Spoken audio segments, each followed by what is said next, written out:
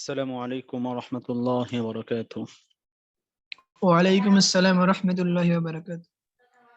كيف الحال يا أستاذ؟ الحمد لله طيب مليح برحمة الله تعالى وبفضله. وكيف حالكم يا أيها الإخوان والأخوات؟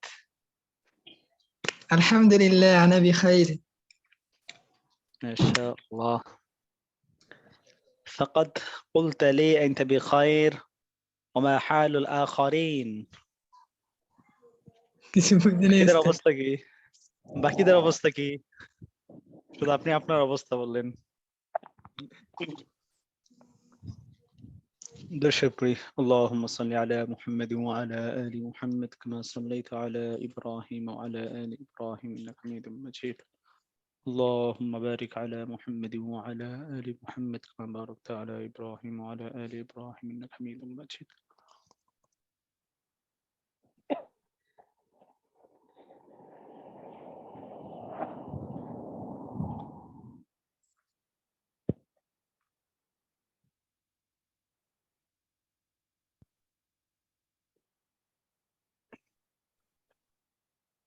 يسر ولا تعسر وتمم علينا بالخير. আলহামদুলিল্লাহ, শুকর আদায় করি রব্বুল আলামিনের দরবারে, যিনি আমাদেরকে বিগত দর্শে না আজকেও যথাসময়ে দর্শে উপস্থিত হওয়ার তৌফিক দান করেছেন। এই জন্য আমরা শুকরিয়া আদায় করি আলহামদুলিল্লাহ। সর্বশেষ দর্শে আমরা কি বিষয়ে আলোচনা করেছিলাম স্মরণ আছে? বলেন তো, কি নিয়ে আলোচনা করেছিলাম? আসসালামু আলাইকুম ওস্তাদ। লাহিক ব্যক্তি, তারপর ওই যে অসুস্থ ব্যক্তিকে দেখতে মুমূর্ষু গেলে ব্যক্তি। মাশাআল্লাহ, ওয়ালাইকুম আসসালাম ওয়া রাহমাতুল্লাহ। যে আমরা আলোচনা করেছিলাম জামাত সম্পর্কে, জামাতে নামাজ পড়ার হুকুম আহকাম এবং লাহিক, মাসবুক, মুদরিক তাদের নামাজ সম্পর্কে আলোচনা করেছিলাম। মুমূর্ষু ব্যক্তি মৃত্যু পূর্বকালে তার ব্যাপারে আমাদের করণীয় কি? যারা একজন অসুস্থ ব্যক্তির গার্ডিয়ান হিসেবে যারা থাকবেন, তার রিলেটিভ হিসেবে তার চতুর্পাশে যারা থাকবেন, তাদের কি কর্তব্য এবং ওই মুমূর্ষু ব্যক্তির ওই অবস্থায় কি করা উচিত, এই মর্মে আমরা কিছু বিষয় নিয়ে আলোচনা করেছিলাম এবং আপনাদেরকে দেখে আসতে বলছিলাম যে আপনারা দাফনের যে মাসালাগুলো আছে, হ্যাঁ, এই বিষয়গুলো দেখে আসবেন। তো এগুলো কি দেখে এসেছেন? ওস্তাদ দেখা হয় না? আচ্ছা, তো ঠিক আছে, আমরা ওই বিষয়গুলো নিয়ে আমরা দর্শের মধ্যে আলোচনা করবো ইনশাআল্লাহ।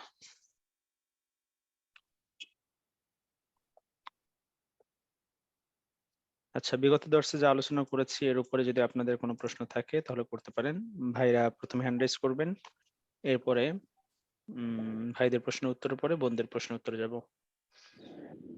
বোনরা চ্যাট বক্সে প্রশ্ন করতে পারেন আর ভাইরা হ্যান্ড রেজ করবেন। যে ফার্স্ট অফ অল 1190 ভাই বলুন। উস্তাদ, মুমূর্ষু ব্যক্তির মৃত্যু অথবা সুস্থতা কামনায় কুরআন খতম পড়ানো যাবে কি?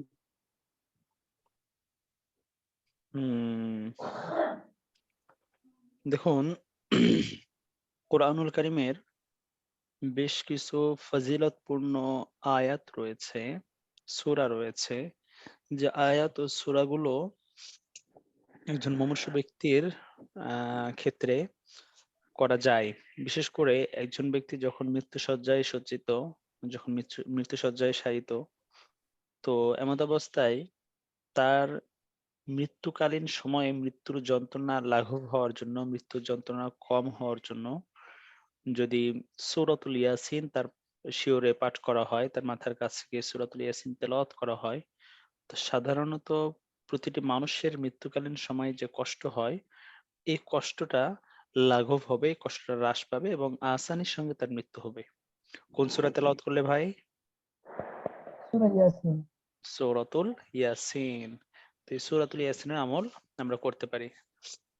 আর সাধারণত আপনি অবশ্যই কোরআন তেলাওয়াত করে দোয়া করলে দোয়া কবুল হয়, এইভাবে আপনি তেলাওয়াত করে বা কোরআন খতম করে দোয়া করতে পারেন, অবশ্যই এটা করতে পারবেন আপনি। কিন্তু আমাদের সমাজে রেওয়াজ, কিছু রসম রেওয়াজ রয়েছে, যে আমার মা অসুস্থ বা আমার বাবা অসুস্থ, উচিত হলো সন্তান হিসেবে আমি আমার মা-বাবার জন্য কিছু নেক আমল করব এবং নেক আমলের মধ্য দিয়ে আমি আল্লাহ সুবহানাহু ওয়া তাআলার কাছে তাদের আরোগ্যতা লাভের জন্য, তাদের সুস্থতার জন্য দোয়া কান্নাকাটি করব। কিন্তু আমাদের সমাজে সাধারণত দেখা যায় যে বিভিন্ন ইয়েতিমখানা থেকে বা মাদ্রাসা থেকে ছাত্রদেরকে নিয়ে আসা হয়।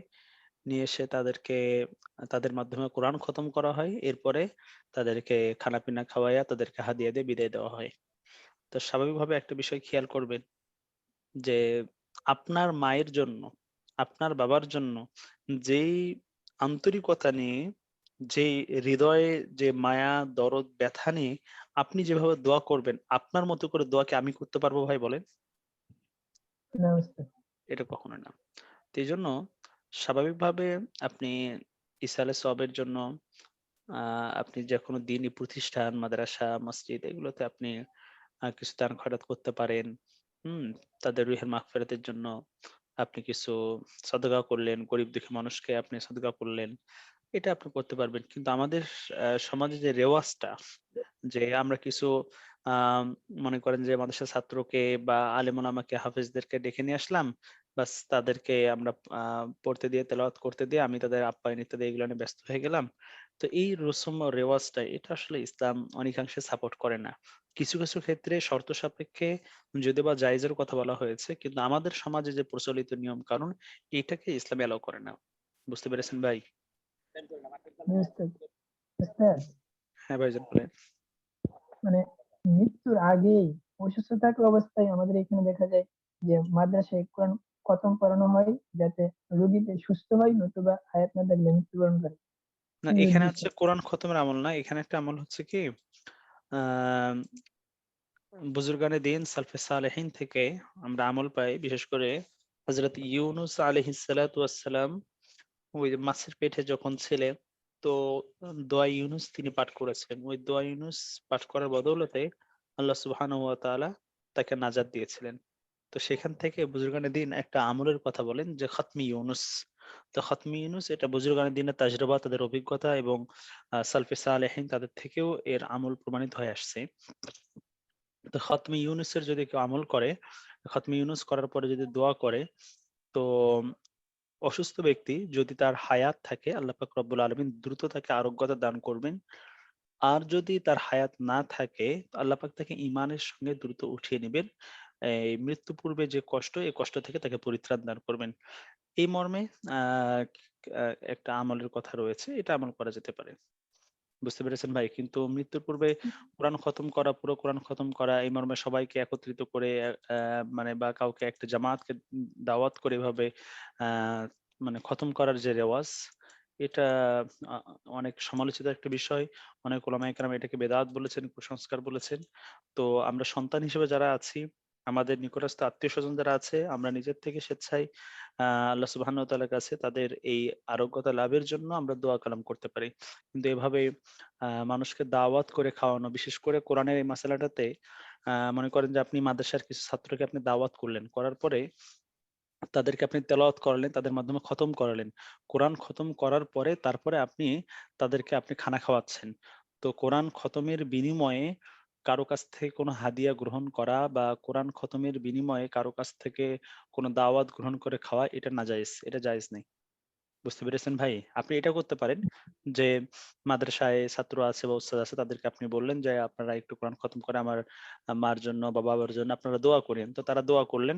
সেদিন না ভিন্ন কোনো দিন বা ওই উপলক্ষে না, আগে পরে ভিন্ন কোনো একদিন আপনি তাদেরকে দাওয়াত করালেন আপনার সাধ্য অনুযায়ী। হ্যাঁ? আপনি তাদেরকে আপ্যায়ন করালেন। এটা আপনার জন্য ঠিক আছে। কিন্তু কোরআন খতম করার পরে এর বিনিময় হিসেবে তাদেরকে হাদিয়া দেওয়া বা তাদেরকে দাওয়াত খাওয়ানো, আপ্যায়ন করা এটা জায়েজ নেই। বুঝতে পেরেছেন ভাই? জি উস্তাদ। হুম, আচ্ছা। সমাজের মধ্যে অনেক কিছুই আছে দিন হিসেবে যেটার প্রচলন বা দিন হিসেবে মানুষ ফলো করে আসছে। কিন্তু অথচ এটা ইসলামের স্বীকৃত বিষয় না বা দ্বীনের মধ্যে এটা অ্যালাউড না। এরকম। আচ্ছা ঠিক আছে। জি, নেক্সট হুম। ওয়ান 647 ভাই বলবেন 647 জি উস্তাদ, আসসালাম। উস্তাদ সর্দি জ্বর হলে বা মাথা ব্যথা করলে কি জামাত মিস করা যাবে? জামাত মিস করা? জি উস্তাদ। আম সর্দি, জ্বর সাধারণত আ আমরা যেই রোগগুলোকে খুব হালকা দৃষ্টিতে দেখি সেগুলো মনে করেন যে সর্দি, একটু কাশি, হ্যাঁ? বা হালকা একটু জ্বর হয়েছে। তো হালকা সামান্য জ্বর, সর্দি, কাশি এইটা জামাত তরক করার যে অজুরগুলো আছে এর অন্তর্ভুক্ত হবে না। হ্যাঁ, যদি এমন হয় যে আপনার সর্দি এবং জ্বর এতটাই বেশি হয়েছে যে আপনি উঠে দাঁড়াতে পারছেন না। আ আপনি খুব দুর্বল হয়ে পড়েছেন। আপনি হাঁটা চলাফেরার শক্তি হারিয়ে ফেলেছেন। এমত অবস্থায় সেটা জামাত তরকের আ ওযর হিসেবে গণ্য হবে এবং আপনি মসজিদে উপস্থিত না হলেও আপনার গুনাহ হবে না। কিন্তু সামান্য একটু হালকা জ্বর এসেছে, হালকা সর্দি এর কারণে আপনি জামাত ত্যাগ করবেন, এটা আপনার জন্য জায়েজ হবে না। বুঝতে পেরেছেন ভাই? আর উস্তাদ মাথা ব্যথা করলে? ওই যে এটা হচ্ছে মূলত একজন ব্যক্তির সিচুয়েশন এর উপর নির্ভর করবে। মাথা ব্যাথার বিভিন্ন ধরন আছে। এখন মনে করেন স্বাভাবিকভাবে আমাদের দৈনন্দিন জীবনে একটু চলাফেরা করতে গেলে অনেক সময় হয়তোবা প্রেশারের কারণে বা মনে করেন যেকোনো বিষয় নিয়ে চিন্তা ভাবনা করার কারণে অনেক সময় মাথায় একটু ব্যথা করে। স্বাভাবিক। তো এই স্বাভাবিক একটু হালকা মাথা ব্যথা আ এর কারণে আপনি জামাত তরক করবেন এটা আপনার জন্য মোটেও কাম্য না। হ্যাঁ, এটা যদি এরকম যদি হয় যে মনে করেন যে অনেক পেশেন্ট আ এতটাই মনে করেন যে হেডএক এর মধ্যে থাকে যে এতটা মাথা ব্যথা সে মাথার উঠে দাঁড়াতে পারছে না। মাথা সে উঠাতে পারতেছে না। এতটাই যে তার মাথা ব্যথা করতেছে। তো এমত অবস্থায় যদি সে উপস্থিত না হতে পারে তাহলে সেটা গুনাহ হবে না। কিন্তু যত সামান্য কারণে ত্যাগ করা এটা মোটেও জায়েজ হবে না। উস্তাদ আরেকটা প্রশ্ন। উস্তাদ জি, জি। মাজবুক ব্যক্তি বলেন। উস্তাদ মাজবুক ব্যক্তি মানে নামাজে ইমামের পেছনে দাঁড়ালো তো ইমাম আর কি মানে ভুলে মানে ৪ রাকাত নামাজ ৩ রাকাত পড়ে ফেলেছে। তো মাজবুক ব্যক্তি তো লাস্ট রাকাত থেকে দাঁড়ালো। তো এই ক্ষেত্রে কি ইমামের নামাজ তো আর হইলো না। ৩ রাকাত পড়ে সালাম ফিরায় ফেললো তখন মনে হলো যে নামাজ হইলো না। কথা বইলা ফেললো। তো এই ক্ষেত্রে কি মাজবুকের নামাজ ভেঙে যাবে? নাকি মাজবুক যদি আরো ১ রাকাত বাড়ায় পইড়া ফেলে হবে না?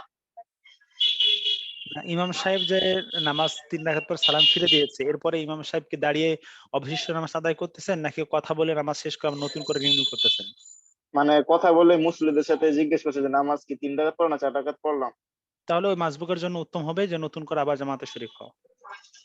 পূর্বের ও নামাজকে আচ্ছা, ভেঙে দিবে আচ্ছা। এবং নতুন করে জামাতে শরীক হও। ঠিক আছে।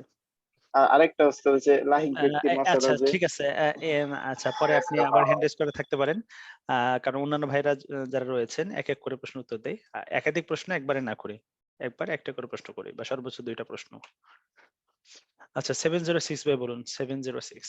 আসসালামু আলাইকুম ওয়া রাহমাতুল্লাহি ওয়া বারাকাতুহু। আসসালামু ওয়া রাহমাতুল্লাহি ওয়া বারাকাতুহু। জি ভাইজান ওস্তাদ, বলুন। আ অনেক ক্ষেত্রে এরকম হয় যে মানুষ মারা যায় মানে খাটিয়াতে শোয়ায় রাখছে। তো তখন তার পাশে মৃত ব্যক্তির কোনো আত্মীয় বা কেউ কোরআন শরীফ তেলাওয়াত করে। তো এখন এক্ষেত্রে ওস্তাদ এটা কি মানে ইসলামে কি এরকম ভাবে কোনো আ নির্দেশনা দেওয়া আছে যে মুর্দা ব্যক্তির সামনে বইসা আত্মীয়-স্বজনরা কোরআন তিলাওয়াত করবে। এতে তার জন্য ভালো বা এখন সে তো ওস্তাদ মরেই গেছে। এখন তার আশেপাশে কোরআন এখানে তেলাওয়াত আপনি যে মাসালাটা বললেন ভাই, এই মাসালাটা নিয়ে আজকে আমাদের মূল দর্সের মধ্যে আলোচনা আছে। হুম? যে আজকে আমাদের যে ক্লাস হবে, ক্লাসের মধ্যে মাসালাটা নিয়ে আলোচনা হবে। যে একজন মাইয়েতের শিয়রে বসে মৃত ব্যক্তির পাশে বসে কোরআন তেলাওয়াত করা এটা বৈধ কিনা? আর জায়েজ যদি হয় সেটা কোন শর্তের উপরে বেস করে সেটা হবে। এটা আজকে মূল ক্লাসের মধ্যে আলোচনা হবে। ঠিক আছে তাহলে ভাইজান? ওস্তাদ অন্য প্রশ্ন করতে পারি ওস্তাদ? হ্যাঁ, বলেন।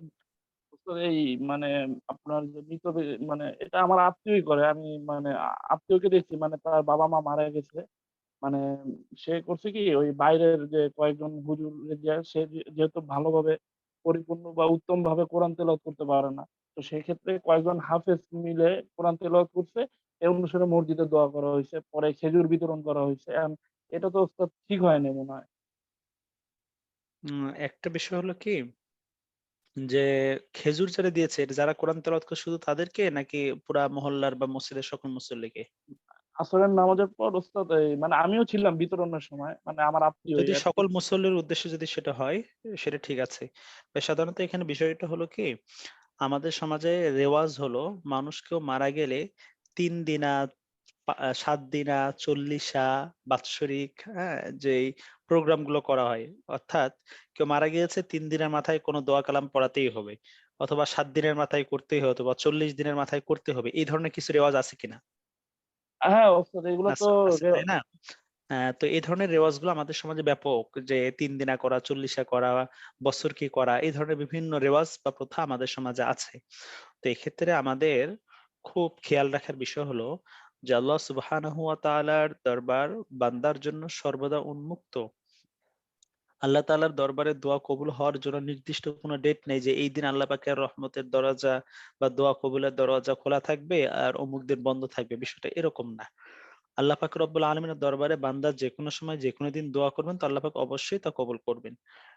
তো বেদাত বলা হয় এমন কাজকে, যে কাজ নবী আলাইহিস সালামের যুগে, সাহাবায়ে কেরামের যুগে, তাবিঈন এবং তাবে তাবিঈনের যুগে যার কোনো প্রমাণ পাওয়া যায় না, তো এটাকেই পরবর্তী যুগে দিন হিসেবে মেনে নেওয়া হয়েছে বা দিনের অংশ মনে করা হয়েছে, এটাকে বেদাত বলা হয়। তো সাধারণত আমাদের সমাজে এক শ্রেণীর মানুষ আছে যে কেউ মারা গেলে 3 দিনের মাথায় অথবা 7 দিনের মাথায় অথবা 40 দিনের মাথায় অথবা 1 বছর পরে তার মাগফিরাতের জন্য আবশ্যিকভাবে দোয়া কালাম করতে হবে। এই যে আবশ্যক মনে করা, এই বিষয়টাকে জরুরি মনে করা, এটাই হলো বেদাত। এই ধরনের কোনো নির্দেশ যে অমুক দিনে মারা যাওয়ার এতদিন পরে দোয়া করতে হবে, এই ধরনের কোনো নির্দেশনা ইসলামে নেই। হ্যাঁ, যদি কেউ মারা যায়, মারা যাওয়ার পরে তার ইসালে সওয়াবের উদ্দেশ্যে সাধারণত ৩টা কাজ করা যেতে পারে। আপনার হচ্ছে যেটা জায়েজ তরিকা, ইসলাম স্বীকৃত যে বিষয়, নবী আলাইহিস সালাম হাদিস থেকেও যেটা পাওয়া যায় যে ইদা মাতাল ইনসান ইনকাতা আনহু আমালুহু ইল্লা সালাস, যে একজন মানুষ যখন মারা যায় তার আমলের সমস্ত দরওয়াজাগুলো বন্ধ হয়ে যায় কিন্তু 3টা আমলের দরজা জারি থাকে। কি কি সেগুলো?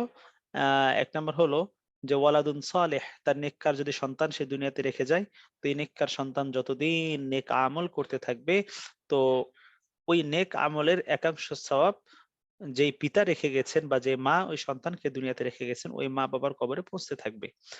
এরপরে হলো আপনার সদকায়ে জারিয়া। সদকায়ে জারিয়া কি? যে সাধারণত দ্বীনি কোনো প্রতিষ্ঠান, হ্যাঁ? যেখান থেকে মুসলিম উম্মাহ উপকৃত হয়, মুসলিম উম্মাহর ইবাদতগাহ, মাদ্রাসা, মসজিদ, এই ধরনের জায়গাগুলোতে যদি কেউ উল্লেখযোগ্য একটা দান করে যায়, মনে করেন ফর এন এক্সাম্পল আমি বলছি, আপনার সামর্থ্য অনুপাতে আপনি মাদ্রাসার একটা রুম করে দিয়েছেন। আপনার সামর্থ্য অনুপাতে একটা রুমে মনে করেন যে আপনার 2 লক্ষ টাকা আপনি খরচ করে আপনার অ্যাবিলিটি থেকে আপনি করে দিয়েছেন। তো যতদিন পর্যন্ত এই মাদ্রাসার ছাত্ররা পড়াশোনা করবে, ইলমে দ্বীন অর্জন করা হবে, তো ততদিন পর্যন্ত আপনার কবরে এর সওয়াব যেতেই থাকবে, যেতেই থাকবে। এটাকে সাদগায়ে জারিয়া বলা হয়। তো এই ধরনের যদি কেউ নেক আমল করে এর সওয়াবও কবরে যেতে থাকবে। আরেকটা হলো ইলমুন নাফি', যে নিজে ইলম শিখেছে এবং এই ইলম অন্যকে শিক্ষা দিয়েছে। তো যতদিন পর্যন্ত এই ইলমের ধারা অব্যাহত থাকবে ততদিন ওই মাইয়াতের কবরে সওয়াব যেতে থাকবে। যেমন মনে করেন উদাহরণস্বরূপ বলি যে আমি আমার উস্তাদের কাছ থেকে ইলম শিখেছি। সেই ইলম শেখার পরে আমি আপনাদেরকে শিখাচ্ছি। আপনারা আমার কাছ থেকে শেখার পরে আপনারা আপনাদের সন্তান-সন্ততিকে শিখাচ্ছেন বা আপনাদের নিকটস্থ মানুষদেরকে শিখাচ্ছেন। এভাবে পর্যায়ক্রমে ইলমের যে অংশটুকু লাগাতার চর্চা হয়ে আসছে, তো এভাবে বংশ পরম্পরা যতদিন পর্যন্ত এই এলেমের চর্চা চলতে থাকবে ততদিন পর্যন্ত যার কাছ থেকে আমি এলেম শিখেছি একবারে গোড়ায়, এবং এই ধারায় এই চেইনের মধ্যে যারা আছেন সকলেই সওয়াব প্রাপ্ত হতে থাকবেন। তো এগুলো হলো শরীয়তের মধ্যে উল্লেখযোগ্য একজন মাইয়াতের জন্য মানে আমল পৌঁছার মাধ্যম। এখন ভাই যেটা প্রশ্ন করলেন যে আমাদের যদি কেউ মারা যায় তাহলে আমরা তার রুহের মাগফিরাতের জন্য বা ইসালে সওয়াবের জন্য, তার কবরে সওয়াব পৌঁছানোর জন্য আমরা কি করতে পারি? এক্ষেত্রে সাধারণত যেটা বলা হয় যে মাইয়াতের উদ্দেশ্যে নফল দান সাদকা করা, মাইয়াতের রুহের মাগফিরাতের জন্য আপনি গরিব, দুঃখী, অসহায়, দরিদ্র, ফকির, এতিম, মিসকিন যারা আছে, হ্যাঁ, মাদ্রাসা বলেন, মসজিদ বলেন, এই ধরনের বিভিন্ন জায়গাতে আপনি তাদের পরকালে মুক্তির জন্য আপনি নফল দান সদকা করবেন। এইটা একটা কাজ। আরেকটা হলো যে খানাপিনার যে বিষয়টা, যে তাদেরকে আপ্যায়ন করানো ইত্যাদি, তাদের উদ্দেশ্যে, মৃত ব্যক্তির উদ্দেশ্যে আপ্যায়ন করানো, এটার হুকুমটা কি? এখানে বিষয় হলো যে প্রথমত একজন মাইয়াতের উদ্দেশ্যে আল্লাহ পাক যেন তাকে মাফ করে দেন, তার গুনাহ খাতা ক্ষমা করে দেন, কবরের যেন আযাব মাফ করে দেন। এই উদ্দেশ্যে প্রথম যে বিষয়টা ইসলাম সাপোর্ট করে সেটি হলো যে যারা ফকির, এতিম, মিসকিন যারা আছে তাদেরকে কাঁচা যে বাজার, অর্থাৎ চাল, ডাল, আপনার সাধ্য অনুযায়ী মাছ, মাংস যতটুকু আপনি পারেন তাদেরকে বাজার করে দিলেন। তারা তাদের বাড়িতে দুমুঠো খেয়ে নেবে। আপনার প্রতিবেশী একজন গরিব ব্যক্তি আছে, তো আপনার বাবার বা মায়ের রুহের মাগফিরাতের জন্য তাকে 2 সন্ধ্যা বাজার করার জন্য কিছু টাকা দিলেন। অথবা মনে করেন যে চাল, ডাল ইত্যাদি তাকে ক্রয় করে কিনে দিলেন, দিয়ে দিলেন। তো সে এখান থেকে মনে করেন তার পরিবারের একসঙ্গে খেলো। তো এটারও সওয়াব আপনার মা-বাবা কবরে পাবে, যাদের উদ্দেশ্যে আপনি তাদেরকে দান করেছেন। তো মোট কথা প্রথম হলো যে যারা হকদার, যারা গরিব, যারা অসহায় তাদেরকে কাঁচা বাজার করে দেওয়া। চাল, ডাল, শাকসবজি, মাছ, মাংস যা পারেন আপনার সাধ্য অনুযায়ী আপনি কাঁচা বাজার করে দিবেন। এটা হলো প্রথম তরিকা। আর দ্বিতীয়ত হলো যে যদি আপনি আপ্যায়ন করাতে চান, খাওয়াতে চান, তাহলে সেটাও আপনি করতে পারেন। যে আপনার বাসায় আপনি খানাপিনার আয়োজন করলেন এবং উক্ত খানাপিনার আয়োজনে আপনি গরিব, দুঃখী, অসহায় যারা আছে, যারা একেবারে সমাজের দরিদ্র শ্রেণীর মানুষ যারা আছে, তাদেরকে আপনি দাওয়াত করে আপনি নিজ বাড়িতে তাদেরকে বসিয়ে খানা খাওয়ালেন। এটাও আপনার জন্য জায়েজ আছে। এটা আপনি করতে পারেন। তবে এর থেকেও প্রশংসামূলক এবং উত্তম হলো পূর্বের সূরতটা, কাঁচা বাজার করে দেওয়া। এটা উত্তম বলা হয়েছে। আর আপনি যদি আপনার আত্মতৃপ্তির জন্য সেকেন্ড সূরতটা করেন, এটাও নাজায়েজ বা হারাম না, এটাও আপনি করতে পারবেন। কিন্তু আফসোস ও দুঃখের বিষয় হলো মানে দুঃখের বিষয় হলেও বাস্তবতা হলো এটাই যে আজকে আমাদের সমাজে দেখেন যে একজন মানুষ মারা গেছে, তো তার সন্তান তার বাবার রুহের মাগফিরাতের জন্য খানাপিনার আয়োজন করেছে। তো উক্ত খানাপিনার আয়োজনে কি হয় যে ফকির, এতিম, মিসকিন যারা আছে তারা রাস্তার পাশে অথবা মনে করেন যে মাটির উপরে বসায়া তাদেরকে হাড় হাড্ডি যতটুক মনে করেন না দিলে না এক মুঠো ভাত, কিছু হাড় হাড্ডি দিয়ে তাদেরকে বিদায় করে দেওয়া হয়। আর যে মানুষগুলো খেতে খেতে খেতে খেতে যাদের ডায়াবেটিস ধরেছে, যাদেরকে ডাক্তার বলতেছে যে আপনারা মানে আপনারা ওয়েট মানে কন্ট্রোল করুন, আপনার খানা পিনা আপনি কন্ট্রোলে আনুন, আপনার ডায়েট করুন, তাদেরকে আপনি আপনার রুমে এনে একেবারে সোফার মধ্যে বসায়া, ডাইনিং টেবিলে বসায় তাদেরকে খাইতে পারতেছেন না, জোর করে খাওয়াচ্ছেন। তো অবস্থাটা কেমন হয় যে যারা হকদার তাদেরকে সেভাবে মূল্যায়ন করা হয় না, আর যারা হকদার না তাদেরকে আপনি মাত্রাতিরিক্ত আপনি তাদেরকে কি করাচ্ছেন, আপ্যায়ন করাচ্ছেন। তো এইটা হলো ইসলামে মানে এই কাজটা করতে অনুৎসাহিত করে। বিষয়টা বুঝতে পেরেছেন ভাই? ওস্তাদ, মানে যদি কিছু মনে না করেন, মানে আমি হ্যাঁ। বিষয়টা হচ্ছে যে ওই যে আমার যে আত্মীয়র কথা বললাম, কারণ সে তো এরকম মানে 4-5 জন হাফেজ দিয়ে কোরআন পড়ায়, তারপর বাবা মার নামে দোয়া করাইছে। এখন এইটা আমি ওনাকে মানে বুঝায় বলতে চাই, এটা এই ক্ষেত্রে ওনাকে কি এইভাবে বলা যাবে যে এইগুলা না কইরা মানে অন্য মানুষকে দিয়ে কোরআনের হেফজ করা, দোয়া না করার থেকে এর থেকে নফল সদকা করা উত্তম, এবং আল্লাহ তাআলা সন্তুষ্টির জন্য তাদের সওয়াবের আশায় দান সদকা করলো কিছু, বা গরিব মানুষদেরকে বাজার করে দিল কিছু, এই ধরনের কিছু। হ্যাঁ, আপনি এটা বলতে পারেন। যেহেতু উনি এই পূর্বে এই কাজটা করেছেন। একটা হচ্ছে যে মুসল্লিদের উদ্দেশ্যে এটা দেওয়া যায়। মসজিদে যারা উপস্থিত মুসল্লি মাইয়েতের উদ্দেশ্যে দোয়া করে তাদেরকেও যদি দেওয়া হয়, এটাও নাজায়েজ বা হারাম এরকম না। কিন্তু হাফেজ যারা আছে তাদেরকে স্পেশাল ভাবে আলাদাভাবে এই কোরআন খতমের পরেই তাদেরকে আপ্যায়ন করা, এইটা হচ্ছে নিষেধ করেন। উলামায়ে কেরাম, মুফতিয়ানে কেরাম এই বিষয়টা নিষেধ করেন। তো আপনি যদি তাকে বুঝিয়ে বলেন বিষয়টা যে আসলে এভাবে বিষয়টা নিষিদ্ধ, তো আপনি যে মাদ্রাসা থেকে ছাত্রদের দাওয়াত করেছেন ওই মাদ্রাসাতে আপনি কিছু দান খয়রাত করেন, ওই মাদ্রাসাতে আপনি কিছু দেন, তো এটা আপনার জন্য জায়েজ আছে। তো আপনি ওইভাবে ওস্তাদ, তাকে বুঝিয়ে বলতে পারেন। জি, না, বুঝতে পারছি ওস্তাদ যে এক্ষেত্রে উনি একটু কথা বলতে চাইছিল। আমি দেখি মানে আপনার সাথে তো আর ওইভাবে উনি আমারে বলছিল যে মানে আমি যে ক্লাস করি ওস্তাদের সাথে একটু কথা বলতে। এখন ওনারে তো আমি আসলে ওইভাবে বুঝাইতে পারি না। মানে যদি সম্ভব আচ্ছা ঠিক হয় আছে, তাহলে নেক্সট টাইমে আজকে হচ্ছে না, একটু ব্যস্ততার মধ্যে আছি, তো নেক্সট টাইমে হয়তোবা 2-4 দিনের মধ্যে কোনো এক সময় আমাকে আগে হোয়াটসঅ্যাপে নক করবেন, এরপরে কথা বলে দিবেন, সমস্যা নেই। জি ওস্তাদ। জাযাকুমুল্লাহ। আচ্ছা আসসালামু জি, আলাইকুম। ওয়ালাইকুম আসসালাম ওয়া রাহমাতুল্লাহ। জি, 614 ভাই বলবেন। আসসালামু 6 আলাইকুম রাহমাতুল্লাহ। ওয়ালাইকুম আসসালাম ওয়া ওস্তাদ, রাহমাতুল্লাহি ওয়া বারাকাতুহু। পবিত্রতা সম্পর্কিত একটা প্রশ্ন ছিল ওস্তাদ। জি বলুন। ওস্তাদ, এই যে আমি পড়ছি অথবা মানে দেখছি, যেমন ওই যে কোনো ইলেকট্রিক ডিভাইস বা যেমন এই যে ল্যাপটপ, মোবাইল ফোন, এগুলোতে নাপাকি লাগলে লেখা আছে যে ভেজা কাপড় দিয়ে পরিষ্কার করতে হয়। আহ তো হুম। এখানে 3 বারের কথা বলা আছে, মানে এই জিনিসটা প্র্যাকটিক্যালি কি রকম হয় আমি আসলে বুঝতেছি না বিষয়টা। স্বাভাবিকভাবে মনে করেন যে যেকোনো বস্তুতে, যেকোনো জিনিসে যখন নাপাকি লাগবে, তো ওই বস্তুটি পবিত্র করার জন্য সেটি 3 বার ধৌত করতে হয়। 3 বার ধৌত করলে তারপরে সেটি পবিত্র হয়ে যায়। যেমন মনে করেন উদাহরণস্বরূপ বলতে পারি, আপনার পায়ে একটা জুতা আছে, যে জুতা আপনি পরিধান করেন, এই জুতার মধ্যে নাপাকি লাগছে, তো ওই জুতাটা পবিত্র করার জন্য ৩ বার করে সুন্দর করে ধৌত করতে হবে, তারপরে জুতাটা পবিত্র হবে। এখন ইলেকট্রিক যেই ডিভাইস গুলো আছে, কম্পিউটার, ল্যাপটপ, এগুলো তো মনে করেন যে আর পানিতে ধৌত করা যায় না, ধৌত করলে তো পুরোটা নষ্ট হয়ে যাবে। তো ইসলাম মানুষের জন্য এভাবে সম্পদ নষ্ট করার বিধান দেয় না। এক্ষেত্রে হুকুম কি? হুকুম হলো যে যেই জায়গায় নাপাকি লেগেছে ওই স্থানটা আপনি ভেজা কাপড় দ্বারা আপনি একবার ধৌত করে নিলেন, তো মানে সরি, মুছে নিলেন। তো আপনি একবার মুছে নেওয়ার পর ওই কাপড়টা আবার ভালো করে আপনি ধুয়ে নেবেন, ধুয়ে নিয়ে আবার আপনি ওই জায়গাটা আরেকবার সেকেন্ড টাইম মুছে নিলেন, নেওয়ার পর আবার ওই কাপড়টা ধৌত করে নিলেন, আবার থার্ড টাইম আপনি ওই জায়গাটা সুন্দর করে মুছে নিলেন। তাহলে আপনার ল্যাপটপ বা মোবাইল যেখানে নাপাকি লেগেছে তো ওইটা পবিত্র হয়ে যাবে। বুঝতে তাহলে পেরেছেন ভাই? ওস্তাদ, আমি যদি এক পাত্রে পানি নেই, তো ওই প্রথম পানিটা তাহলে চেঞ্জ করে আবার ওই কাপড়টা নতুন পানিতে দিয়ে এইভাবেই ইয়া করা উচিত নাকি? জি, জি, জি, জি, জি, জি। নাপাক পানির মধ্যে আবার ১ম বার যেই নাপাক হয়েছে কাপড়টা, মনে করেন একবার যখন ধৌত মুছে ফেললাম, তো মুছে জি, ফেলার পর তো নাপাকি তো ওই কাপড়ের মধ্যে লেগে গেছে, তাই না? জি, জি, তো ওই কাপড়টা যখন আমি পানিতে ধুলাম, তো ওই পানিটাও কিন্তু নাপাক। তো ওই পানিটা আমাকে ফেলে দিতে হবে। আবার নতুন করে পানি নিয়ে সেই পানিতে আবার কাপড়টা ধুয়ে তারপর আবার সেকেন্ড টাইম মুছে নেব। এভাবে পানিও চেঞ্জ করতে হবে, কাপড়ও আপনাকে ধুইতে হবে। জি ওস্তাদ, জি, জাযাকাল্লাহ। ওই এক।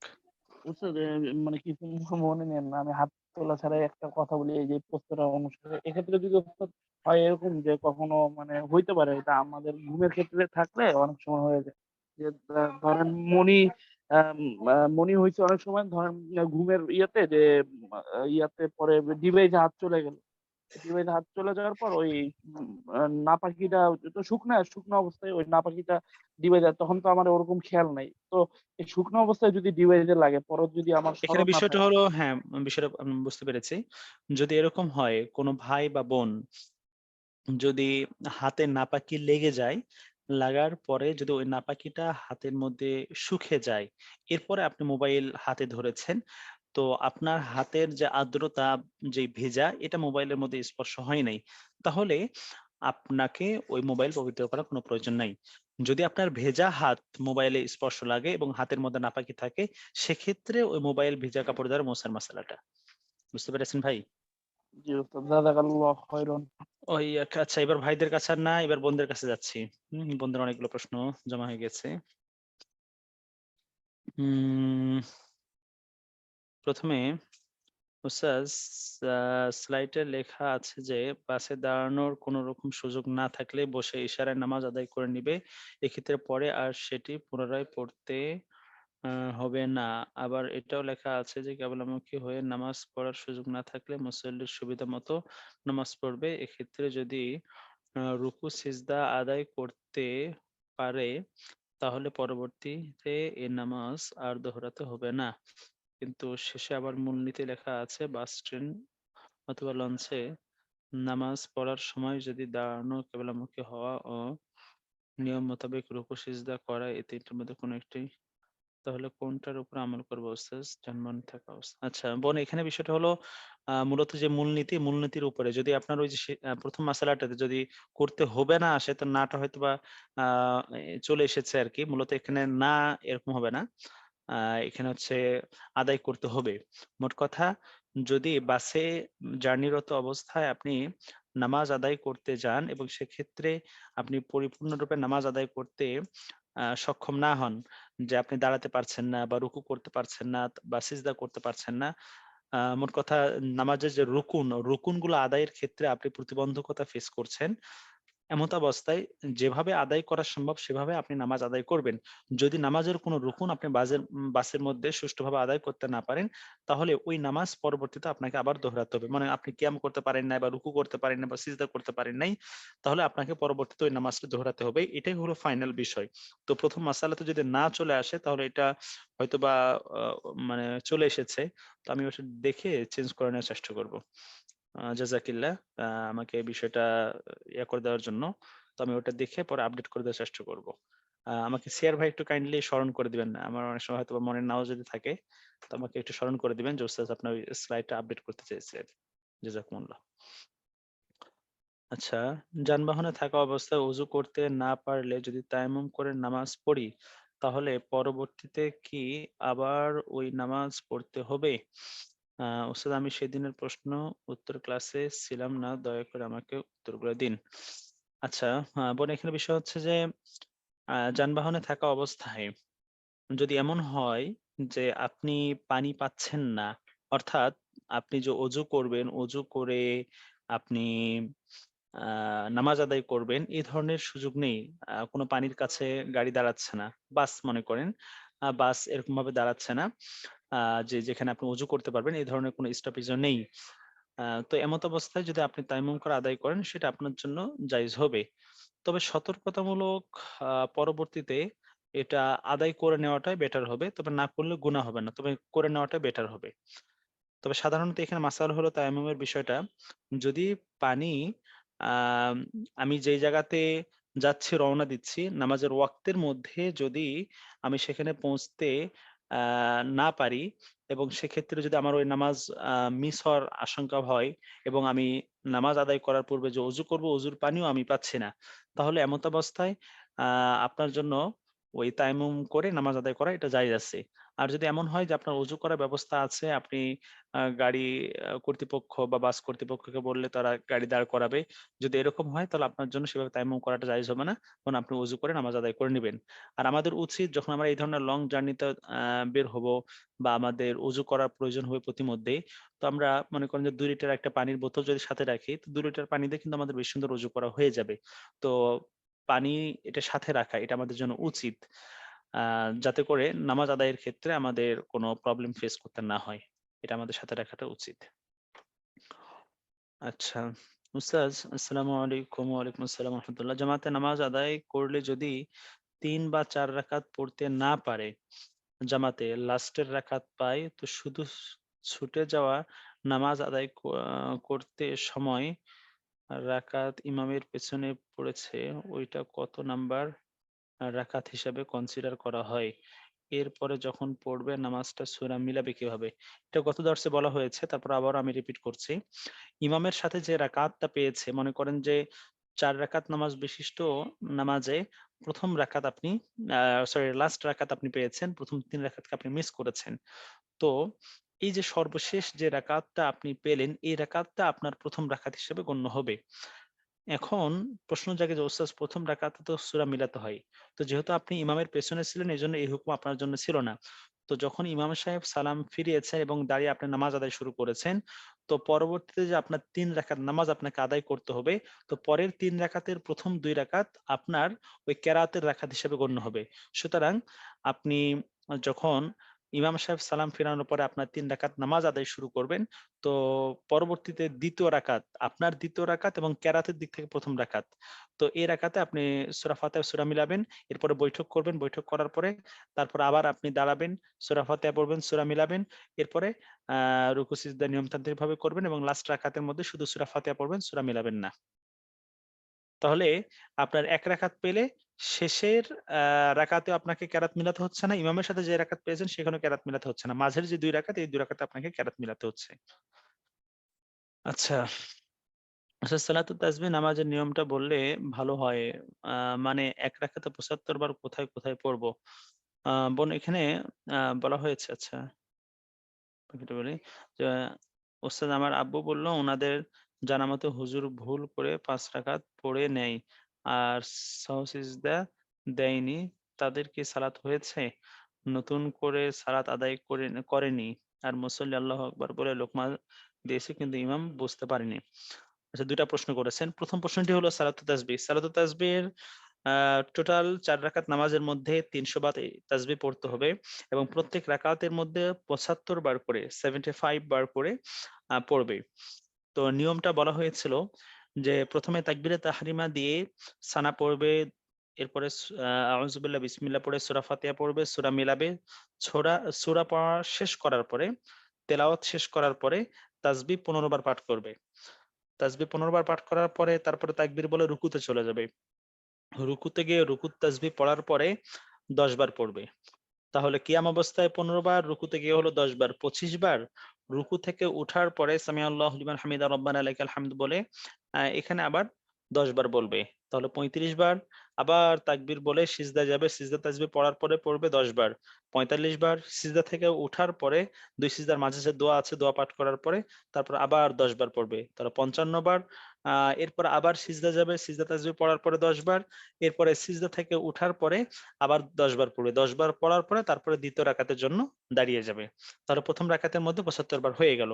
সেকেন্ড রাকাতের মধ্যে একই রকম কেরাত শেষ করে 15 বার, রুকু থেকে 10 বার, রুকু থেকে উঠে 10 বার, আবার সিজদায় গিয়ে 10 বার, সিজদা থেকে উঠে 10 বার, আবার সিজদায় গিয়ে 10 বার। এরপরে আপনার তাশাহুদ পাঠ করবে, তাশাহুদ পাঠ করার পরে তারপরে এই তাসবিহ পাঠ করবে, করে আবার দাঁড়িয়ে যাবে পরবর্তী রাকাতের জন্য। এভাবে পর্যায়ক্রমে আদায় করবে। আর আপনার বাবা যে বললেন যে হুজুর 5 রাকাত নামাজ পড়েছেন, এখানে বিষয় হলো 4 রাকাত নামাজ বিশিষ্ট নামাজে শেষ বৈঠক করা হলো ফরজ। তো যদি এমন হয় যে চতুর্থ রাকাতে বসেছে, বসার পরে তাশাহুদ পড়ে তারপরে দাঁড়িয়েছে পঞ্চম রাকাতের জন্য, এবং পঞ্চম রাকাত শেষ করে সালাম ফিরিয়েছে, তো শেষের যে 1 রাকাত পঞ্চম রাকাত যে পড়েছে এই নামাজটা বাতিল হবে।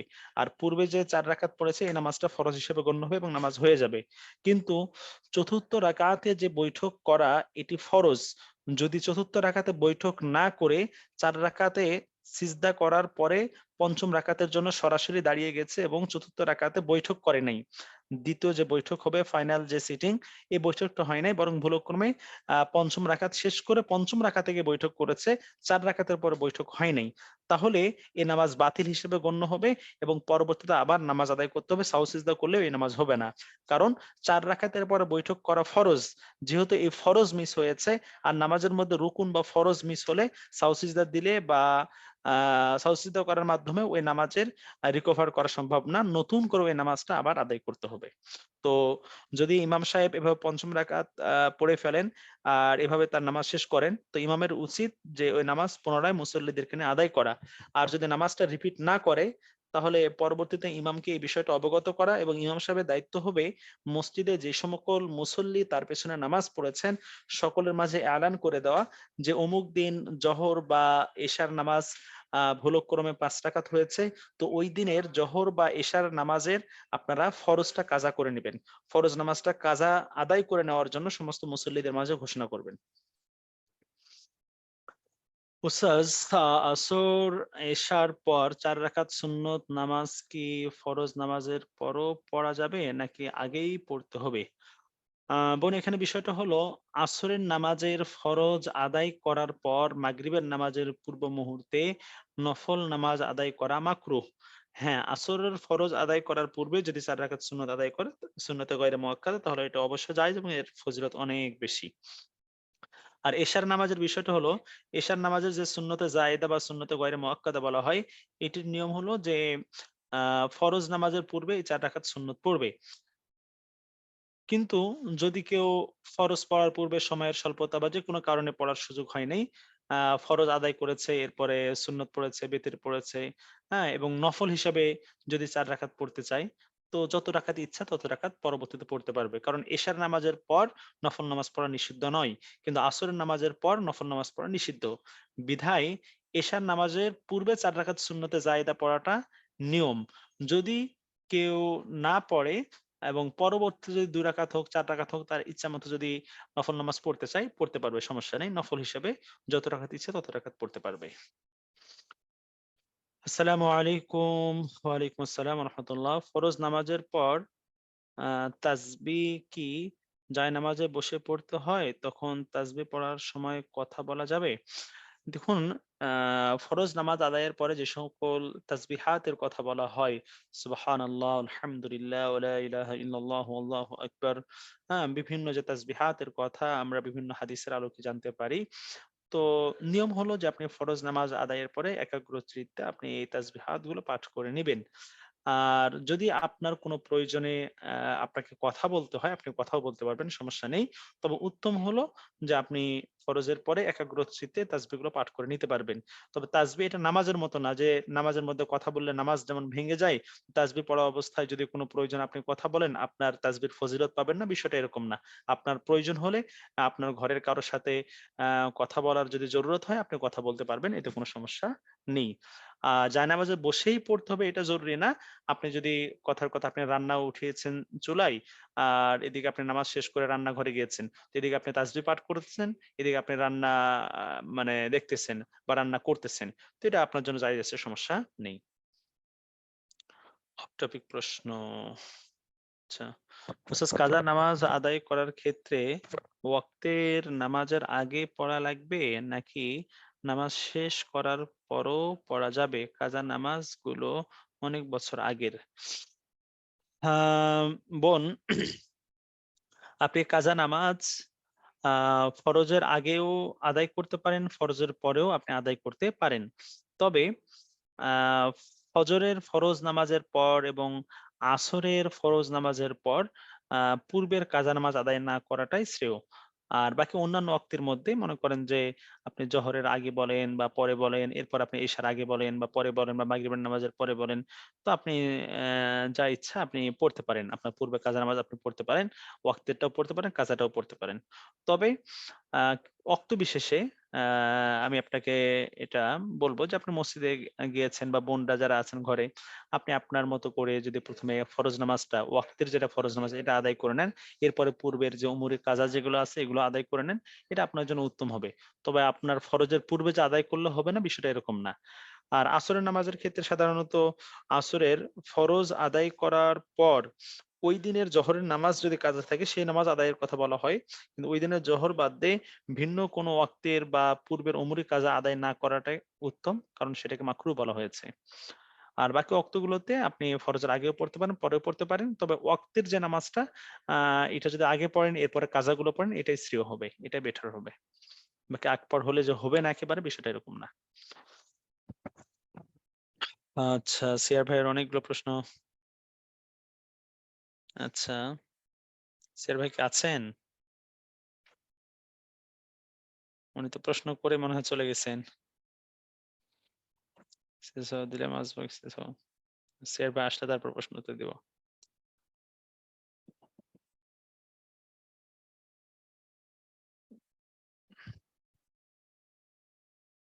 উস্তাদ, গ্রামে বলা হয় গর্ভবতী মেয়ে সূর্যগ্রহণের সময় মাছ কাটলে বাচ্চার জন্মগত ত্রুটি হয়, এটা কতটুকু সঠিক? আমার যতটুকু মনে হয় এই কথাটা একটা রসম বা রেওয়াজ, বা এটা হলো মুখরোচক একটা কথা। সমাজের মানুষের মুখে মুখে অনেক বলি, অনেক কথা শোনা যায়, তেমনি এটি একটি বাক্য। এ মর্মে কোনো সুস্পষ্ট বাণী কোরআন ও হাদিসের মধ্যে পাওয়া যায় না যে গর্ভবতী নারীর জন্য সূর্যগ্রহণের সময় আপনার মাছ কাটা নিষেধ, এই মর্মে কোনো কথা কোরআন হাদিসের মধ্যে পাওয়া যায় না। আমার শ্বশুর মারা গেছেন মাসখানেক আগে। ওনাদের এলাকার নিয়ম নাকি ৩ দিন পর মসজিদের পক্ষ থেকে কিছু মাদ্রাসার বাচ্চা এনে দোয়া ইউনুস পড়া হয় ১০০ লক্ষ বার, তারপর সম্মিলিতভাবে মোনাজাত করে থাকেন।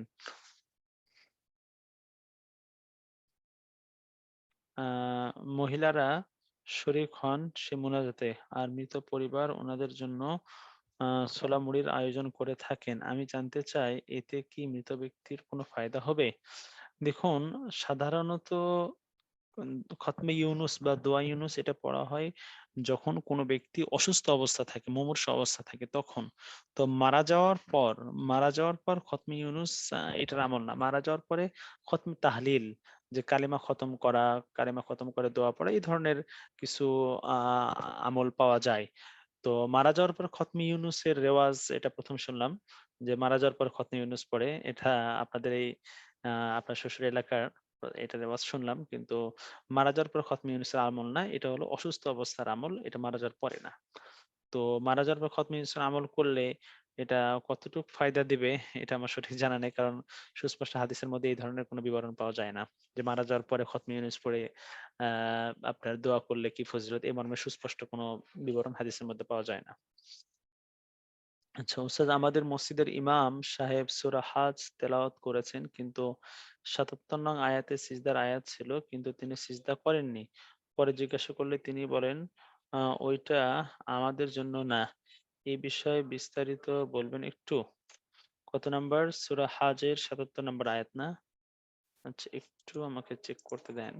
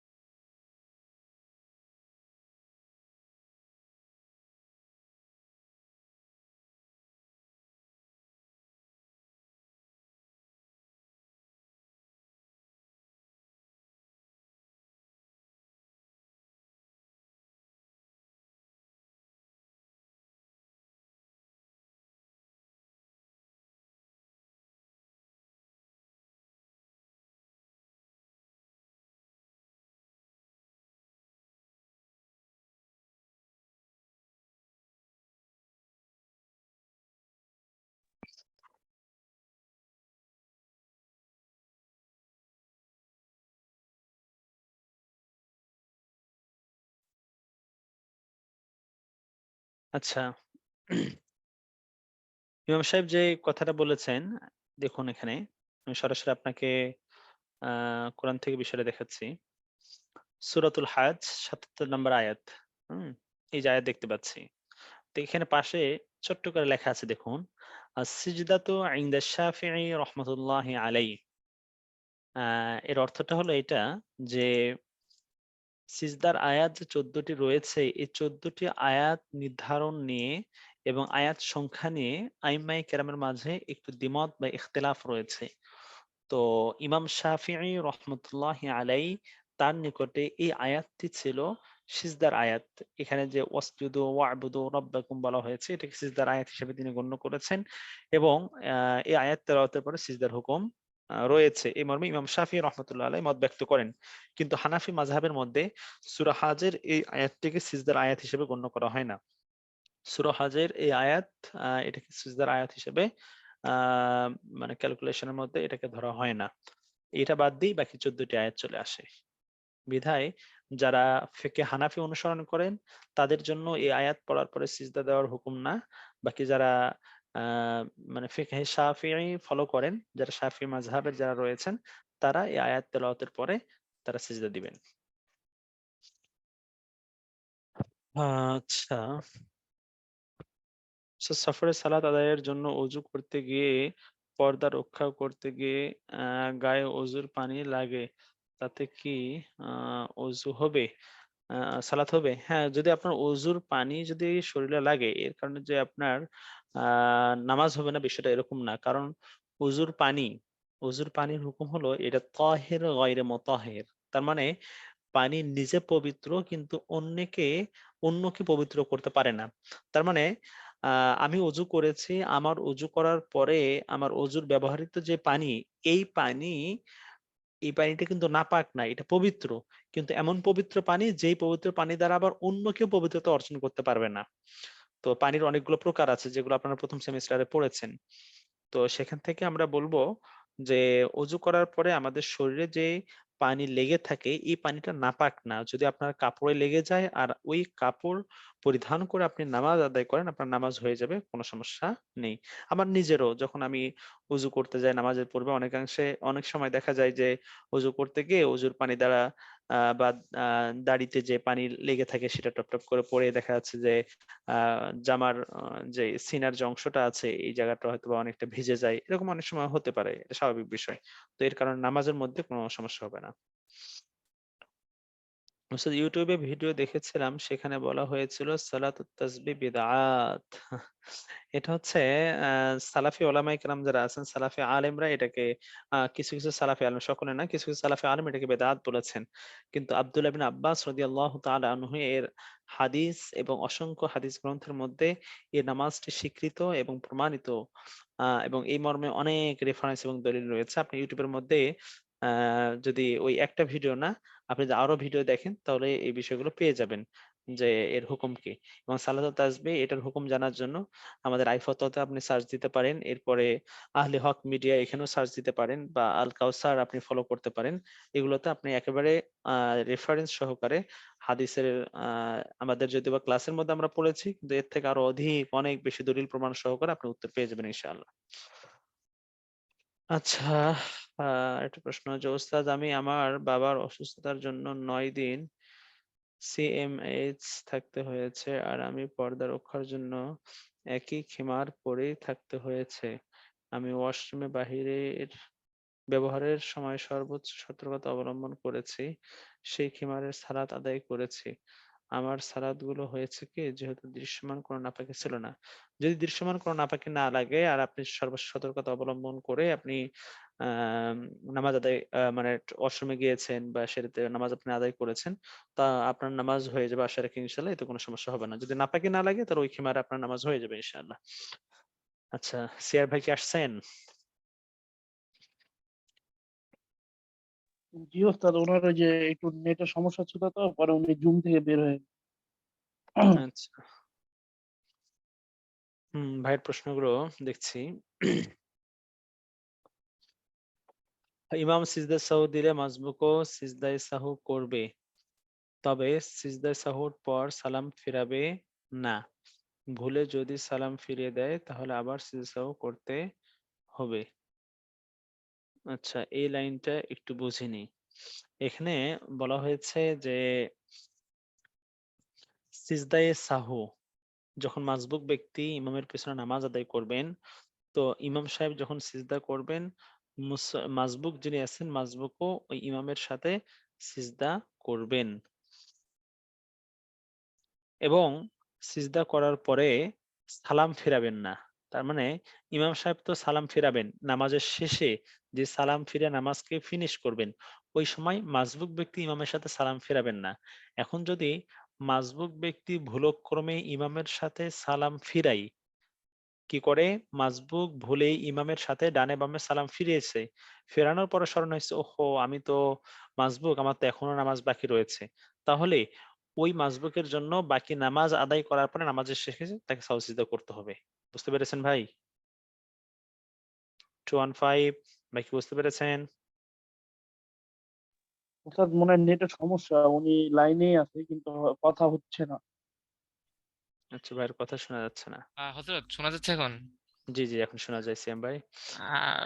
মানে যেহেতু প্রথম ইমাম বিষয়টা সাহেবের ক্লিয়ার হয়েছে? পিছনে জি হযরত, কিন্তু যেহেতু ইমাম সাহেব পিছনে আছে, তো সেক্ষেত্রে তার এই ভুলটা তো ভুল ধর্তব্য না, হওয়ার কথা। আপনার হচ্ছে না, একটা বিষয় হচ্ছে যে সালাম নামাজের এমন একটা অংশ যে সালামের মাধ্যমে নামাজ থেকে বের হয়ে যায়। তো মাসবুক ব্যক্তি ইমাম সাহেবকে পুরোটা নামাজের মধ্যে ফলো করবেন, কিন্তু সালামের মাধ্যমে যেহেতু নামাজ থেকে বের হয়ে যায়, আর সালাম ফেরানোর সময় ইমাম সাহেবকে মাসবুক ব্যক্তি ইমামকে ফলো করবেন না। এটা সাউসিজদা সালাম না, এটা হচ্ছে নামাজের শেষে যে সালাম ফিরে আমরা ডানে বামে সালাম ফিরিয়ে যে নামাজ শেষ করি, ওই সালামের কথা বলা হচ্ছে। জি বিষয়টা বুঝতে হযরত, পেরেছেন? জি হযরত তো বুঝতে ওই পারছি। ওই সালামে মাসবুক ব্যক্তি ইমামের সাথে সালাম ফেরাবেন না। যদি কোনো মাসবুক ভুলক্রমে ইমামের সাথে যদি ডানে বামে সালাম ফিরিয়ে দেয়, সালাম ফেরানোর পরে তার মনে হয় যে আমার তো নামাজ বাকি রয়েছে, তাহলে সে ওই অবস্থায় তাৎক্ষণিকভাবে দাঁড়িয়ে যাবে এবং তার অবশিষ্ট নামাজকে শেষ করে নামাজের শেষ বৈঠকে তিনি সাউসিজদা করবেন। যেহেতু সালাম পূর্বে ফেরানো তার উচিত ছিল না, এবং সে ওই সালামটা ভুলক্রমে করে ফেলেছে, ওই কারণে তাকে নামাজের শেষে আবার সাউসিজদা করতে হবে। বুঝতে পেরেছেন? জি হযরত, কিন্তু আর হযরত এরকম যদি হয় যে ইমাম সাহেব এমন সময় মানে ভুল করলেন যেটা তখন আমি জানতাম না। তো উনি যখন সালাম ফিরালেন তখন আমি ভাবলাম আমি তো মাসবুক, আমি কেন সালাম ফিরাবো? তো পরে দেখলাম উনি সাহসিকতার জন্য মানে সালাম ফিরিয়েছেন। তো সেক্ষেত্রে কি তখন ডান দিকে সালাম ফিরিয়ে এরপরে সিজদা দিতে হ্যাঁ, হবে? আপনি আপনি তখন একটু বিলম্ব করতে পারেন। কয়েক সেকেন্ড। ইমাম সাহেব যখন সিজদায় গিয়েছেন, তো আপনি তখন সালাম ফিরিয়ে ইমামের সঙ্গে সিজদায় চলে যাবেন। জি হযরত, জাযাকাল্লাহ। উস্তাদ এক্ষেত্রে সালাম না দিলে সমস্যা হবে? জি, জি, জি। এক্ষেত্রে সাহসী দ্বারা যদি সালামটা দেওয়া যেত, যদি আমি না দিয়ে ইমামের সাথে সিজদা করি তাহলে সমস্যা হবে? সুন্নত তরক হবে। কারণ সাজদা দেওয়ার নিয়ম হলো যে সালাম একদিকে ফিরে তারপরে আপনার সিজদা করা। তো ওই সুন্নত তরক করার যে সওয়াব, এ থেকে আপনি বঞ্চিত হবেন। বাকি সিজদা একেবারে হবে না তা না, হবে কিন্তু সুন্নত তরকের সওয়াব থেকে মাহরুম হয়ে যাবেন। বুঝতে পেরেছেন? জি হযরত, আলহামদুলিল্লাহ। আচ্ছা, আপনার উস্তাদ সেকেন্ড আমি কি কোয়েশ্চেন। আচ্ছা, আচ্ছা দাঁড়ান, এখানে সেভাবে প্রশ্নটা শেষ করি, এরপর আপনার কাছে যাবো ইনশাআল্লাহ। মাসবুক অবশিষ্ট নামাজ পড়ার জন্য উঠে প্রথমে সানা আউযুবিল্লাহ বিসমিল্লাহ পড়বে, এরপর কেরাত মিলানো রাকাতগুলো পড়বে, পরিশেষে কেরাতবিহীন রাকাত পড়ে নিবে। পরিশেষে কেরাতবিহীন রাকাত পড়ে নিবে, এই লাইনটাও বুঝিনি হযরত। এখানে বিষয় হলো যে ইমাম সাহেব সালাম ফেরানোর পরে আপনার যে রাকাতগুলো মিস হয়েছে, এখন এই রাকাতগুলোর মধ্যে কেরাত আছে কিনা এটা আপনাকে দেখতে হবে। যেমন আমরা আজকে দর্সের মধ্যে বলেছি, মনে করেন যে আপনি এশার নামাজের মধ্যে ইমামের পেছনে শরীক হয়েছেন চতুর্থ রাকাতে গিয়ে। তো চতুর্থ রাকাতে শুধু সূরা ফাতিহা, এখানে সূরা মিলানোর হুকুম নেই। আর এটা দায়িত্ব ইমামের উপরে, আপনার উপরে না। তো ইমাম সাহেব যখন আপনার সালাম ফিরালেন, ইমাম সাহেব সালাম ফিরানোর পরে আপনাকে দাঁড়িয়ে বাকি ৩ রাকাত নামাজ আদায় করতে হবে। এখন এই ৩ রাকাতের মধ্যে ২ রাকাতের মধ্যে সূরা ফাতিহা, সূরা মেলাতে হবে। আর ১ রাকাত নামাজ যেখানে আপনার সূরা মেলানোর হুকুম নেই, শুধু সূরা ফাতিহা পড়ার হুকুম আছে। তো কেরাতবিহীন বলতে ওই সূরা মিলানো বিহীনটা বোঝানো হয়েছে। তো সেক্ষেত্রে আপনাকে প্রথমে যেই নামাজগুলোর মধ্যে সূরা ফাতিহা এবং সূরা ফাতিহার সাথে কেরাত মিলাতে হবে, ওই রাকাতগুলো আগে আদায় করতে হবে। অর্থাৎ আপনি দ্বিতীয় রাকাত, আপনার দ্বিতীয় রাকাত হবে কেরাতের প্রথম রাকাত, তারপরে আপনার তৃতীয় রাকাত আপনার তৃতীয় রাকাত কেরাতের দ্বিতীয় রাকাত হবে। আপনি শেষ করলেন, আপনার লাস্ট রাকাত যেটি, এই রাকাত হবে কেরাত বিহীন, অর্থাৎ সূরা মিলানো বিহীন। তো আপনি লাস্ট রাকাতটা আপনি শুধু সূরা ফাতিহা পড়লেন, এরপর আপনি নামাজ শেষ করলেন।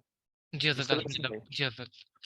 আচ্ছা। হযরত আরেকটা বিষয়, ওই যে মানে আমি যখন ক্লাসে জয়েন করি তখন আপনি বলতেছিলেন যে আ কোন একটা শীটের আপডেট করা লাগবে। তো এই বিষয়ে আপনাকে স্মরণ করে দেওয়ার জন্য। তো ওইটা হ্যাঁ, কোন হ্যাঁ, শীট? ওইটা আমাকে পরবর্তীতে আপনি একটু নক করে দিন। হ্যাঁ? আজকে ওই আমাদের ক্লাস টেস্টের প্রশ্ন ইত্যাদি সবগুলো নিয়ে একটু চাপের মুখে আছি। আ কাজের চাপে আছি। তো সবকিছু মিলে আরকি যদি আমার স্মরণ না থাকে তো আপনি আমাকে একটু পরে মেসেজ করে দিন, হ্যাঁ?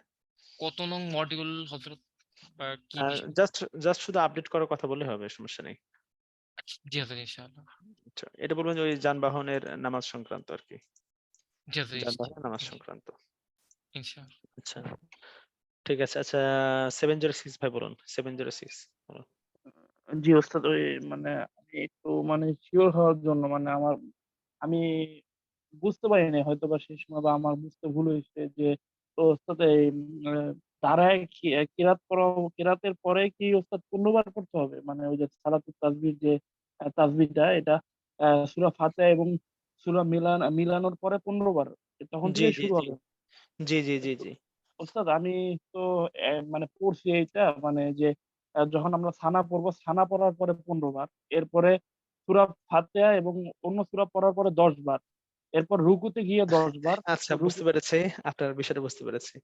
এখানে ২ টা আ মানে বর্ণনা পাওয়া যায়। তো ২ টার মধ্যে আমরা যেটা পড়েছি এটাকে অনেকে অগ্রাধিকার দেন। এইজন্য যেটা অগ্রাধিকারযোগ্য এইজন্য এটাকে আগে শেয়ার করেছি বা এটাই বলেছি আমি। যেন আপনাদের এখানে একটু প্যাচ না লেগে যায় বা এখানে আপনারা যেন কনফিউজড হয়ে না যান। এইজন্য জাস্ট একটা সূরত শেয়ার করেছি। আর ২য় সূরত সালাতুত তাসবিহের ২য় সূরত যেটা আপনি বললেন, এটাও যদি কেউ আদায় করে তাহলে তার নামাজ হবে। ২য় সূরত আর ১ম সূরতের মধ্যে পার্থক্য হলো যে আপনি যারা বলতে চাচ্ছেন এই সূরতের মধ্যে দাঁড়ানো অবস্থায় ২৫ বার হয়ে যাবে। অর্থাৎ সানা পড়ার পরে ১৫ বার, কেরাত শেষ করার পরে ১০ বার, ২৫ বার হয়ে যাচ্ছে। আর এই সূরতে ২য় সিজদা করার পরে আপনার যে ১০ বার তাসবিহ পড়ার হুকুম রয়েছে ১ম সূরতে যেমনটা ছিল, এই সূরতটা ২য় সূরতের মধ্যে হবে না। অর্থাৎ ২য় সূরতে ২য় সিজদা করার পরে আপনার সিজদা তাসবিহ পড়ার কোন প্রয়োজন নেই। বিষয়টা বুঝতে পেরেছেন ভাই? ওস্তাদ এক্ষেত্রে ২য় রাকাতে গিয়ে মানে আমি সম্ভবত এরকমই যে, আপনার ১ম রাকাত সম্পূর্ণ করার পর ২য় রাকাতে যখন উইঠা দাঁড়াবো, তখন ওই তাসবিহটা ১৫ বার পড়ে এরপর সূরা হ্যাঁ, ফাতিহা। ওই আপনি যদি এই সালাত তাসবিহের ২য় যে সূরাটা এটা যদি আপনি ফলো করেন তাহলে সেক্ষেত্রে আপনি দাঁড়াবেন, দাঁড়িয়ে ১ম এ তাসবিহ ১৫ বার পড়বেন, এরপর কেরাত মিলানো শেষ করার পরে ১০ বার পড়বেন, রুকু থেকে ১০ বার, রুকু থেকে উঠে ১০ বার, সিজদায় গিয়ে ১০ বার, সিজদা থেকে উঠে ১০ বার, আবার সিজদায় ১০ বার। সিজদা থেকে উঠার পর আর তাসবিহ পড়তে হবে না। বুঝতে পেরেছেন? জি ওস্তাদ। আপনার পূর্বেই ৭৫ বার হয়ে যাবে। ঠিক আছে। আচ্ছা, 647 বাই হ্যান্ড রেইজ করেছে 647।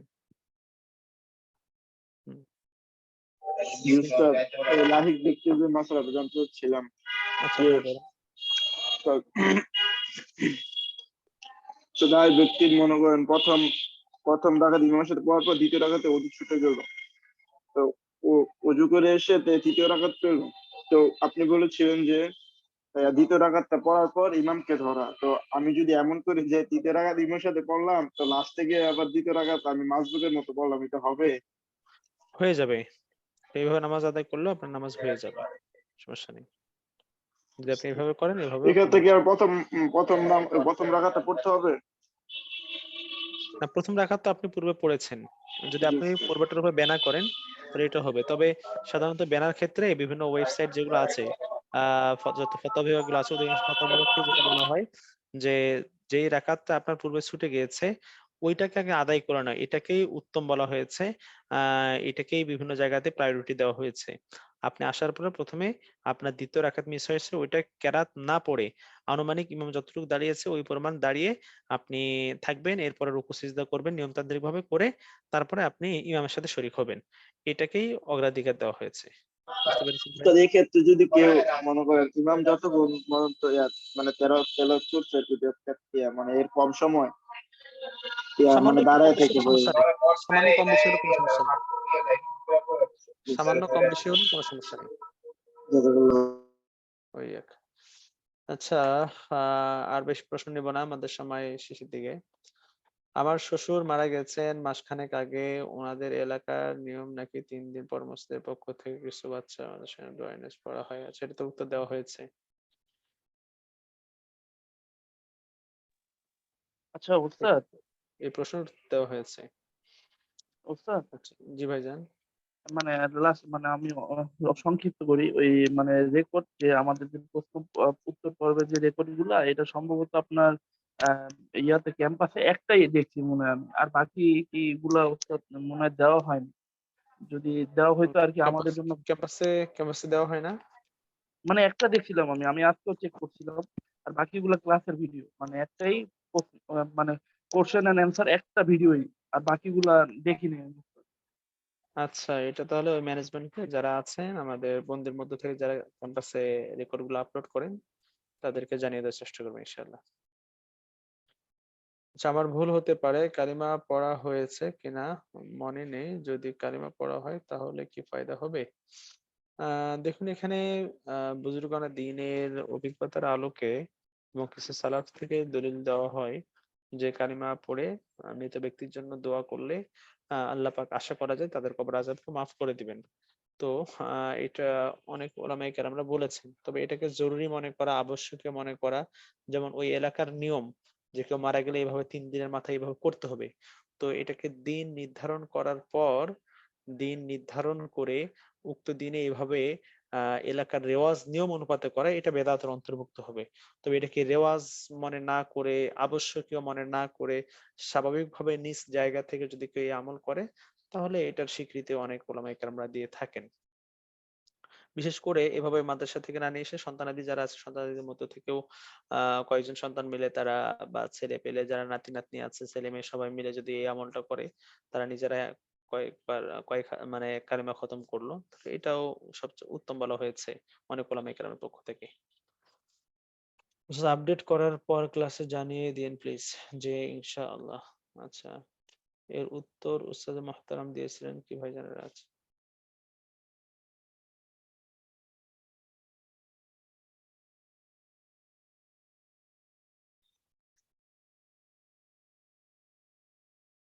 আচ্ছা, বোনেরা একা সালাত আদায় করার সময় লাহেক বিষয়টা আসবে? আহ একা যখন আপনারা সালাত আদায় করবেন, একা সালাত আদায়ের ক্ষেত্রে লাহেকের বিষয়টা ফলো না করাটা বেটার। একা যখন আপনারা নামাজ আদায় করবেন, তো আপনারা যেহেতু জামাতের হুকুম নেই আপনাদের, ওটা জামাতের ফজিলত পাওয়ার জন্য মূলত লাহেকের বিষয়টা, লাহেকের বিধানটা মূলত জামাতের ফজিলত পাওয়ার জন্যই। তো যেহেতু আপনারা একা নামাজ আদায় করবেন, তো আপনাদের যদি এই ধরনের কোনো বিষয় আসে, অর্থাৎ 1 রাকাত নামাজ পড়ার পর বা 2 রাকাত নামাজ পড়ার পরে যদি ওযু ভেঙে যায়, তাহলে উত্তম হবে যে পরবর্তীতে ওই নামাজ আপনি নতুন করে আবার স্টার্ট করবেন, নতুন করে শুরু করবেন, এটা আপনার জন্য বেটার হবে।